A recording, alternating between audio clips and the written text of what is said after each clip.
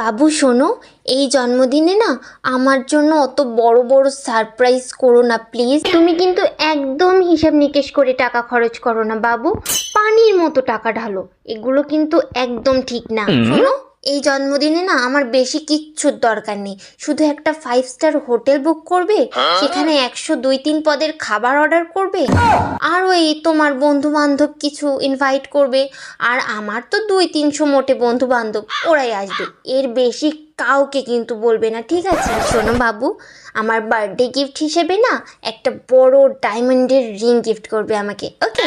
এই বার্থডে উপলক্ষে না আমি একটা অনলাইনে গাউন দেখেছি, এত সুন্দর যে কি বলবো তোমায়, দামটাও বেশি না বুঝছো, একদম রিজনেবল প্রাইসে, শুধু 35,000 টাকা দিয়ে দেবে, ব্যাস।